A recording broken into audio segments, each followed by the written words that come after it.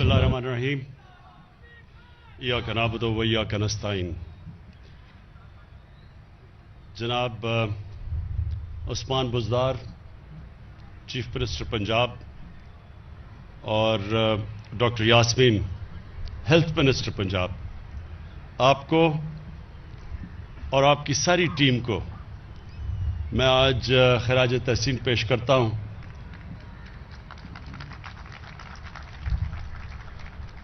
क्योंकि आपने एक बहुत इनकलाबी कदम उठाया।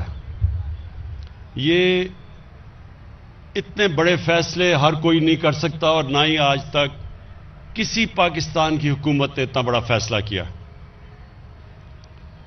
कि आपने ये फैसला किया कि हर पंजाब के खानदान को हेल्थ इंश्योरेंस मिलेगी।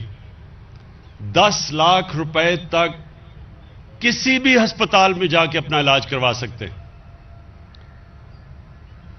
क्योंकि मैं जब पहली दफा स्टूडेंट बन के गया बरतानिया में, और मैंने एक फलाई रियासत देखी पहली दफा जिंदगी में, क्योंकि हमारा तो मुल्क का जो ऑब्जेक्टिव रेजोल्यूशन में हमारे फाउंडिंग फादर्स ने वाज़ेह किया हुआ था कि पाकिस्तान ने एक इस्लामी फलाई रियासत बनना था,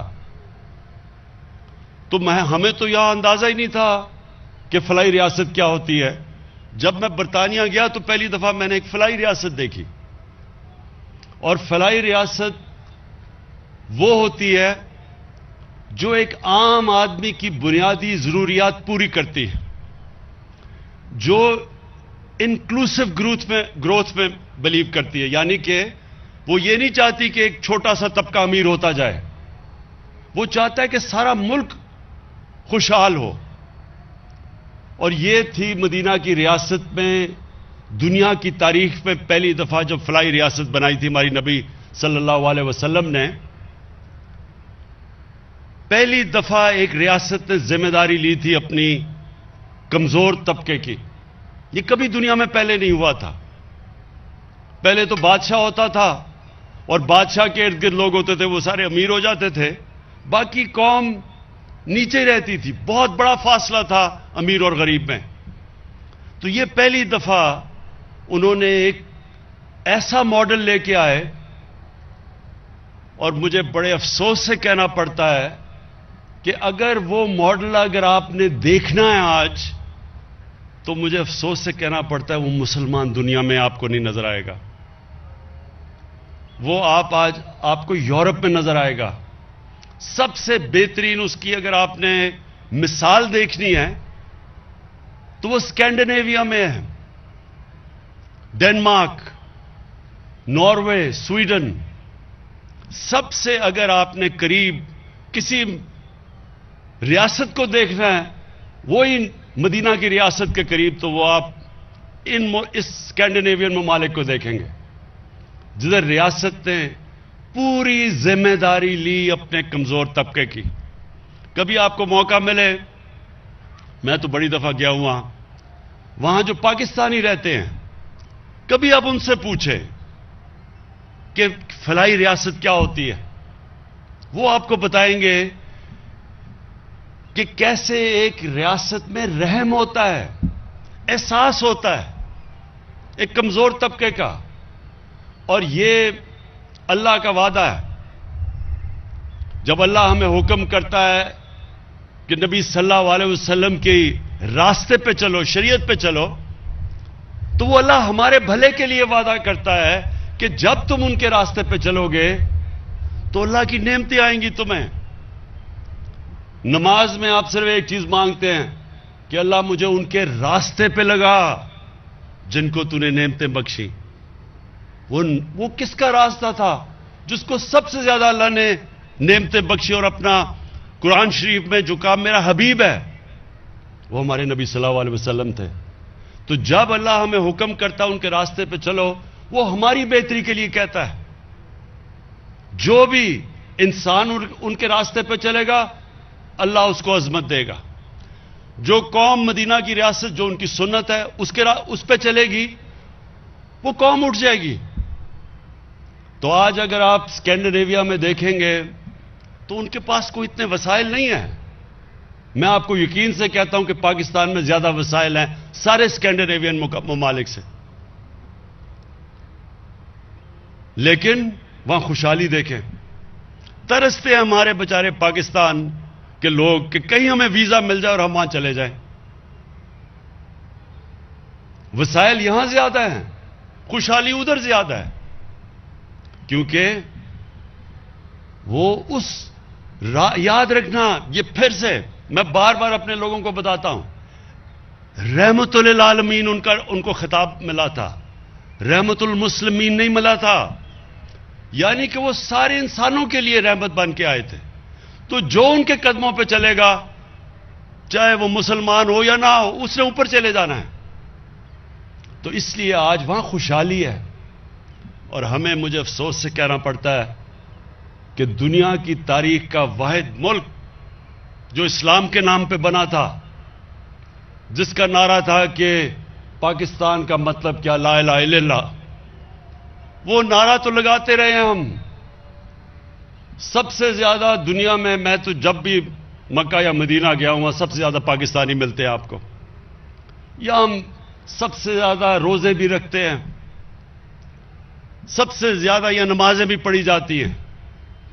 ہماری تبلیغی جماعت دیکھیں کہ اللہ کی راہ میں لوگوں کو لانے کے لیے کتنی بڑی تبلیغی جماعت ہے، بڑے بڑے اجتماع ہوتے ہیں، لیکن ہم اس راستے پر کبھی نہیں چلے جس کے اوپر ہمیں حکم ہے. تو یہ جو آج ہم پنجاب کی گورنمنٹ جو آج ہم بھی قدم اٹھا رہے ہیں، ہم یہ اس راستے پر لگے ہیں. اب تک تو وہ راستہ ادھر تھا تو ہم ادھر جا رہے تھے، اب ہم اس راستے کے اوپر آ رہے ہیں جو اس قوم کی عظمت کا راستہ ہے، جو اس قوم کو اوپر لے کے جائے گا. میں یہاں پاکستان کے حکمرانوں کو دیکھتا تھا، کوئی کہتا تھا جی میں پاکستان کو ایشین ٹائیگر بنا دوں گا. ایشین ٹائیگر کیا مقابلہ کر سکتا ہے جو مدینہ کی ریاست کہ جو ایک قوم کھڑی ہوئی تھی جسے دنیا کی امامت کی تھی؟ ایشین ٹائیگر تو کوئی چیز ہی نہیں اس کے سامنے. ہم اس راستے پہ جانا چاہتے ہیں جس کے لیے پاکستان بنا تھا. اگر پاکستان اس راستے پہ نہیں چلے گا تو یاد رکھیں یہ بہت بڑا دھوکہ تھا ہندوستان کے مسلمانوں پہ. ان بیچارے لوگوں نے وہاں جو جن کو پتا تھا کہ وہ پاکستان میں نہیں آئیں گے، انہوں نے بھی پاکستان کے لیے ووٹ ڈالی تھی. وہ سارے دعا کرتے تھے پاکستان کے لیے، اور وہ اس لیے کرتے تھے کیونکہ انہوں نے علامہ اقبال نے جو مسلمانوں کو، ہندوستان کے مسلمانوں کو جو خواب دیا تھا کہ ہم ایک مثالی اسلامی ریاست بنائیں گے، انہوں نے اس کے لیے ووٹ ڈالی تھی. اور ہم نے اس سے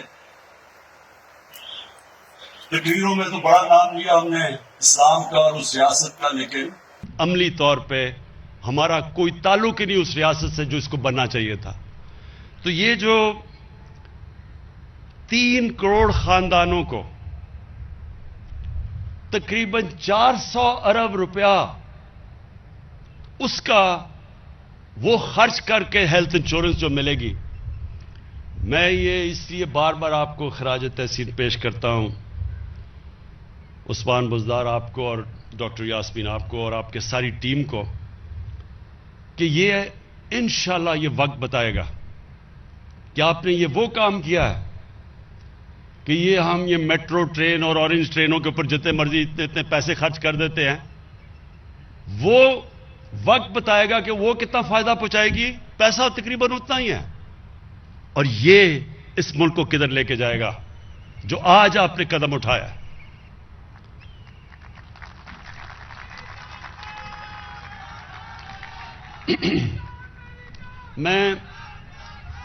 میں اپنی قوم سے آج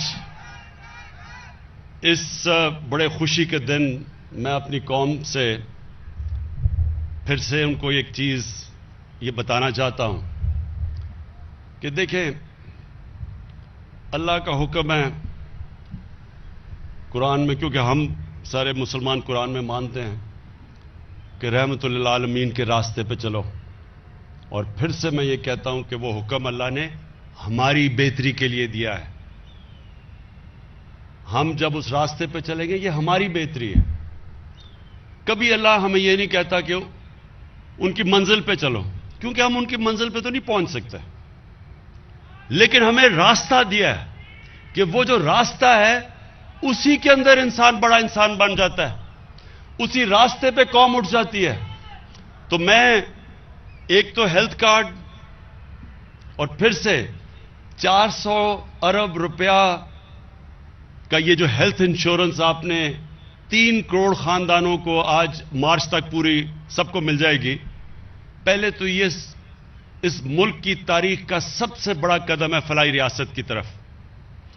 اور اس کے بعد جو ہمارا دوسرا ہے کہ ایک آدمی کی بنیادی ضروریات کیا ہے؟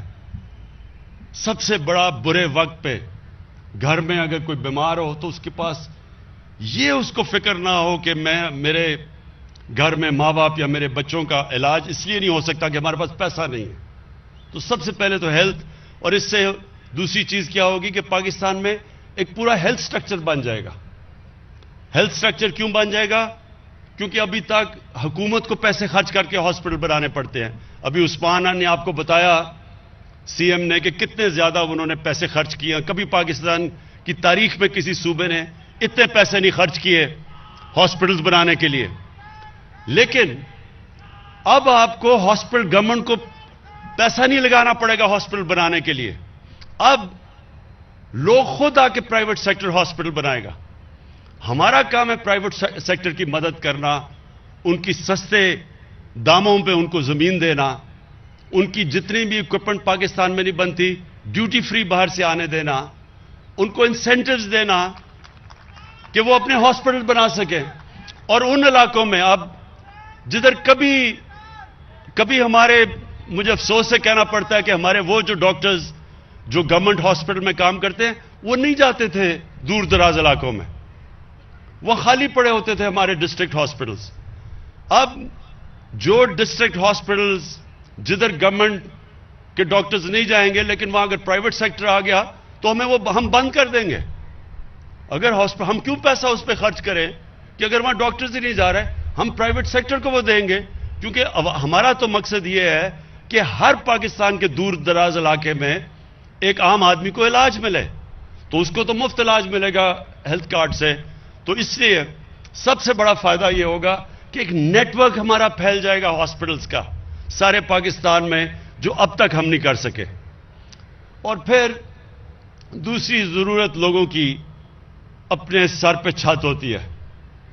یہ بھی آپ کو بتاؤں کہ یہ بھی بڑا خاموشی سے انقلاب آ رہا ہے.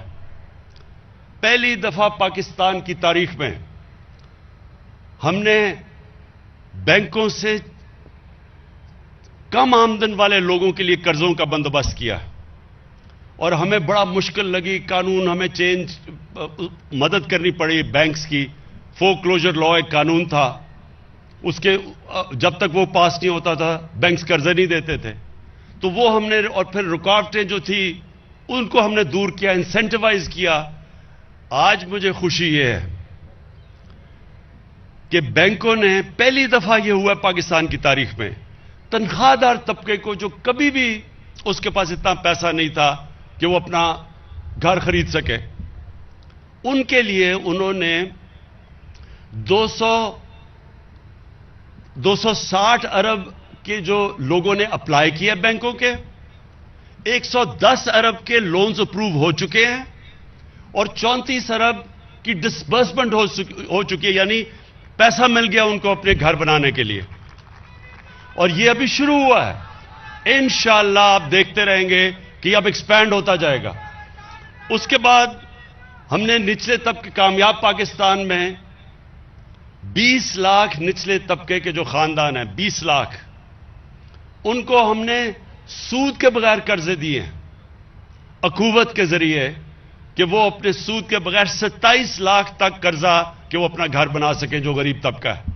وہ بھی ہمارا ایک پروگرام شروع ہو چکا ہے.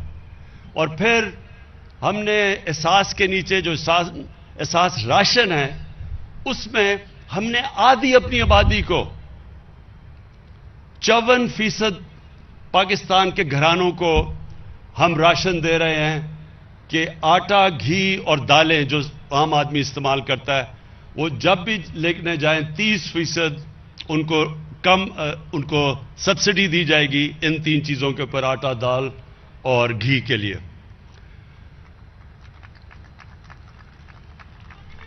کامیاب پاکستان پروگرام میں ہم وہ دوسرا کام کر رہے ہیں کہ 5 لاکھ تک سود کے بغیر قرضے دے رہے ہیں شہروں کے اندر کہ اپنا کوئی کاروبار، چھوٹی دکان شروع کر سکے کوئی، اور دیہاتوں کے اندر کسانوں کے لیے 5 لاکھ سود کے بغیر قرضہ۔ اس سارا کا مقصد کیا ہے کہ اس راستے پہ ہم لگیں، وہ جو ہمیں مدینہ کی ریاست میں دکھایا گیا تھا کہ اپنی اس ملک کی جب ڈیولپمنٹ ہو تو وہ باٹمز اپ ہو، یعنی نیچے سے اوپر آئے، بجائے اس کے کہ جو اب تک ہوتا رہا کہ امیر امیر ہوتا گیا اور نچلا طبقہ غریب ہوتا گیا۔ اور میں آج بڑا خوش ہوں کہ یہ جو پنجاب نے جس طرح دلیری سے یہ آج لانچ کیا ہے، اس میں ہمیں ضرور مشکلات آئیں گی کیونکہ پہلی دفعہ اتنا بڑا پروگرام ہو رہا ہے، لیکن ہم نے پورا تیاری کی ہوئی ہے، کمیٹی جو مسلسل دیکھتا رہے گا کس طرح کے پرابلمز آئیں، اور انشاءاللہ ہم سارے حل کرتے رہیں گے۔ اور پھر سے مارچ تک سارے پنجاب کے گھرانوں کو ہیلتھ کارڈ مل چکے گا، پختونخوا میں سارے گھرانوں کو ہیلتھ کارڈ مل چکا ہے، اب بلوچستان میں، آزاد کشمیر میں اور گلگت بلتستان میں جدھر ہمارے گورنمنٹس ہیں، سب کو ہم نے ہر خاندان کو ہیلتھ کارڈ پہنچا رہے ہیں۔ شکریہ۔